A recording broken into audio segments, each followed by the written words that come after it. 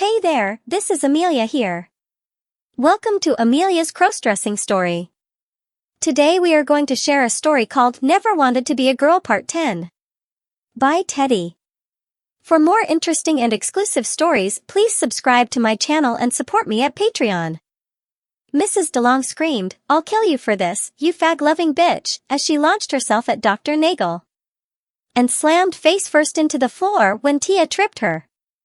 Detective Collins sat on her and managed to handcuff her while she screamed obscenities. One of the nurses ran in to find out what all the screaming was about and pushed a panic alarm. And then pinned Mrs. DeLong's legs so she couldn't kick anyone. One thing about hospitals, they have interesting ways of keeping people restrained. The doctor who responded to the alarm went and got a big roll of tape, and soon Mrs. DeLong was barely able to twitch.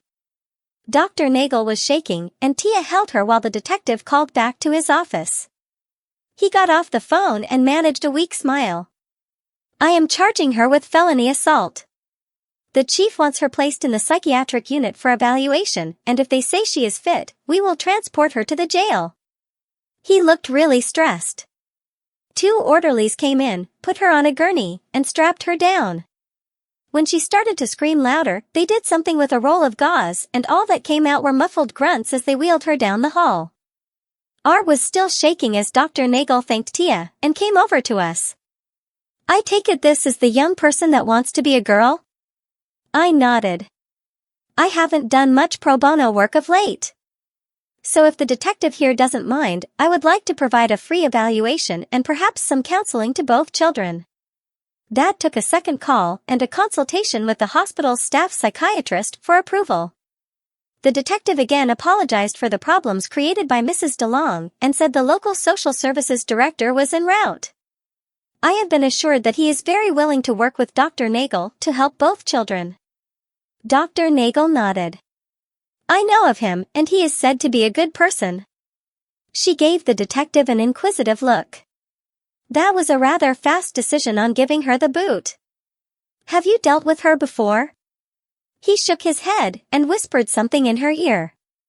She laughed quietly. "Just doing you civic duty to protect the downtrodden, right?" He smiled and nodded. Art was finally back in control when an older gentleman came in and introduced himself as Mr. Ritlerke, from Social Services. He and Dr. Nagel and the detective went outside and chatted for a while. When they returned, no one was smiling. He addressed Jill and Art. "I wish to apologize personally, and for my department, for the deplorable actions of Mrs. DeLong. As an assist to the police investigation, I am going to personally review all of her cases over the past few years, and do my best to resolve any questions relating to her activities." He took a breath, and continued. "Unfortunately, she was right in one aspect. Finding placements for children with special needs is very difficult. Before I left my office, I checked our listing of available placements, and there are none for Jill and Art together. Or for that matter for Art alone. So I am authorizing the hospital to keep Art under observation until Monday, which will give my office time to contact other offices, and the main office in the capital, to try and locate a placement for you. I wish I had better news. We will try to place you together, but I can make no promises." Art whimpered and Jill started to cry. "There is one good piece of news." We looked at the detective. "I just received word that their parents were caught retrieving things from their house and are now in custody. There appears to be sufficient evidence from what was found earlier with a search warrant that the judge is unlikely to let them free on bail unsupervised. And I doubt they will have much luck finding someone willing to take that responsibility when that person hears the charges against the two of them." He stretched. "So I have to go back to my office and start the paperwork to charge Mrs. DeLong with assault and to request the Attorney General to convene a grand jury to investigate the child abuse charges." He handed each of us one of his cards and left. "Does this mean I won't get beaten anymore?" I hugged Art tighter and nodded. He started to cry, but there was a tiny smile behind his swollen face. "I will come by tomorrow to talk with Art and Jill. Sam, you and Tia need to go home and let your parents know what happened, and get some rest. Jill should be able to call and tell you what is happening tomorrow." Jill managed to nod at Dr. Nagel, who departed. As we were saying goodbye, something clicked. Art, when you are not trying to be a boy, what do you call yourself? He smiled a real smile. Ariel. Ariel Megan McGregor. Then we will look forward to seeing Jill and Ariel as soon as we know what is happening. Tia and I made it out the door before she started to cry again. When we got home, we briefed Mom and Dad, and then went to Tia's to tell her parents what had happened. They were appalled that Mrs. DeLong was still a caseworker and wished her the worst of luck in jail. Tia and I were exhausted and upset, and decided to spend the night at her house.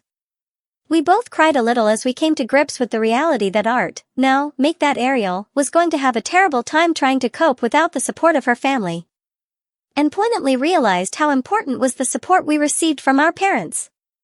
Sunday was a quiet day for both of us. I drove home and collected our homework, and we mostly spent the day writing and snuggling. Jill called us late in the day, and said she and Ariel were both feeling better, but the state still had not found them a place to stay. She sounded really worried. They have so few approved foster parents that are willing to take on someone like Ariel, and those all have as many children in their care as they can handle. We gave them both verbal hugs and told them to keep us informed. We discussed what we learned with her parents at dinner. Tia's mom had a strange, thoughtful look in her eyes when she suddenly dragged Tia's dad off for a private conversation. When they returned, there was a tenseness that seemed to scare Tia. Mom, what's wrong? We just finished talking to Samantha's parents. They never called me Samantha anymore, which scared me. And they agree with us that this situation involves you both intimately. Tia grabbed me. So when I suggested that we should petition for Tia's emancipation so she could leave our care, they agreed. Mom, no, don't, I love you and Dad and you can then move in with Samantha, at her house, with her parents' blessings. Tia stopped in mid-tier and stared at them. Which means that we would then be eligible to take on a couple of new foster children. Tia and I grabbed each other. Yes, oh God, yes. Thank you, thank you. I had to silence her with a kiss, and she pulled away and tried to hug both her parents as she cried. I hugged them with her and added my tears of happiness to the puddle. They finally got us calmed down and made us sit quietly for a couple of minutes. This assumes the state will agree that we are suitable foster parents for your two friends. So don't go getting their hopes up until we actually have the approval from social services. We wanted to call Jill and Ariel immediately, but promised to wait. And you two have school tomorrow. So we will come by the school if there is any news. Now off to bed. And remember, no grandchildren. Yet. Tia and I discussed the idea of yet for a few minutes, then fell into an exhausted sleep in each other's arms. Monday we got a lot of questions about Jill and her brother, because there were a lot of people who knew a little about what had happened, and about her parents being tossed in jail. We didn't say much other than that they had been pretty badly beaten up, and Jill's arm had to be put back together with screws, which grossed out most of the kids. We were both called to the office just before our last class, and found Tia's parents waiting for us. They were smiling. Mom, did they? As of an hour ago, you are the foster sister of Jill and Arthur McGregor. Tia jumped into her parents' arms, and started to cry. And we didn't have to let you go. The social services people said that if you and Jill share a bedroom and Arthur has his own, they can approve 3 children. Although I highly doubt that Jill will have a roommate very often. Tia let go of them and grabbed me. Her parents reminded her that we were in a public place, and she reluctantly let go. We need to get back on the road. Your room needs bunk beds, and some empty dresser space, and we're picking up Arthur at the hospital at 5. So there will be a list for you two to get done before we get back with him. A couple of more hugs and they left. We managed to mostly pay attention during the last period.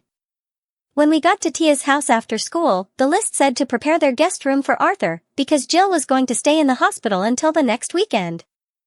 It took us only a couple of minutes. Hey, I just got an idea. Tia looked at me strangely. Don't you have all sorts of clothes that don't fit you anymore? The light above her head flickered and then got really bright. You mean we should? I nodded. Ariel is about the same size you were when you were 10, and I remember us finding boxes of your old clothes in your crawlspace. We almost ran down the stairs. We finished loading the dresser and closet just as her parents' car pulled into the driveway. On the bed was an old, soft flannel nightgown and one of Tia's many stuffed animals.